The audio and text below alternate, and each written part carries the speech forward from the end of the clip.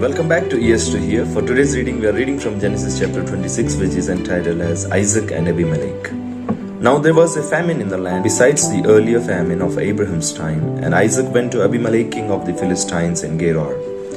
The Lord appeared to Isaac and said, "Do not go down to Egypt. Live in the land where I tell you to live. Stay in this land for a while, and I'll be with you and will bless you.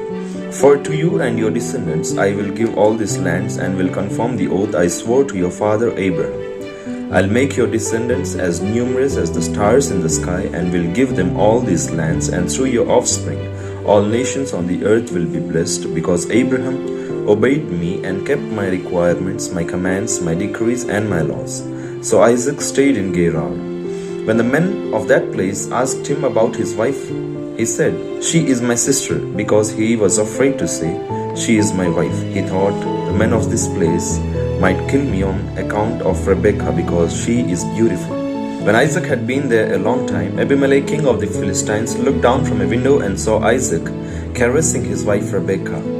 So Abimelech summoned Isaac and said, "She is really your wife. Why did you say, 'She is my sister'?"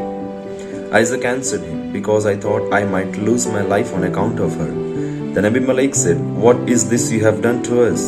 One of the men might well have slept with your wife, and you would have brought guilt upon us." So Abimelech gave orders to all the people, "Anyone who molests this man or his wife shall surely be put to death." Isaac planted crops in that land, and the same year reaped 100-fold, because the Lord blessed him. The man became rich, and his wealth continued to grow until he became very wealthy.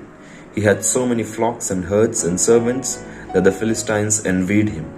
So all the wells that his father's servants had dug in the time of his father Abraham, the Philistines stopped up, filling them with earth. Then Abimelech said to Isaac, "Move away from us. You have become too powerful for us." So Isaac moved away from there and encamped in the valley of Gerar and settled there. Isaac reopened the wells that had been dug in the time of his father Abraham, which the Philistines had stopped up after Abraham died, and he gave them the same names his father had given them. Isaac's servants dug in the valley and discovered a well of fresh water there.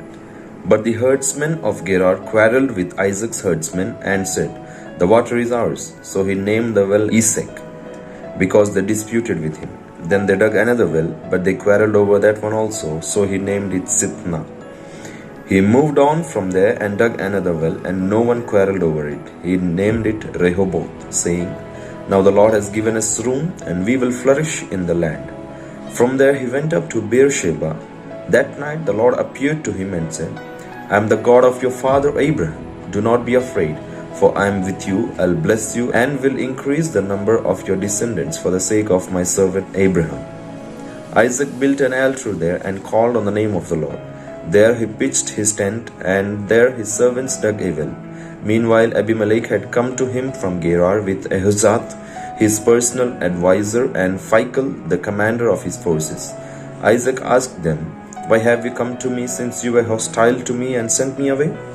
They answered, "We saw clearly that the Lord was with you, so we said, 'There ought to be a sworn agreement between us and you. Let us make a treaty with you, that you will do us no harm, just as we did not molest you, but always treated you well and sent you away in peace. And now you are blessed by the Lord.'" Isaac then made a feast for them, and they ate and drank. Early in the next morning the men swore an oath to each other. Then Isaac sent them on their way, and they left in peace. That day Isaac's servants came and told him about the well they had dug.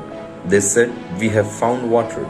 He called it Sheba, and to this day the name of the town has been Beersheba. When Esau was 40 years old, he married Judith, daughter of Beeri the Hittite, and also Basemath, daughter of Elon the Hittite. They were a source of grief to Isaac and Rebekah. May the Lord bless us through the reading and hearing of His word. Amen. See you tomorrow.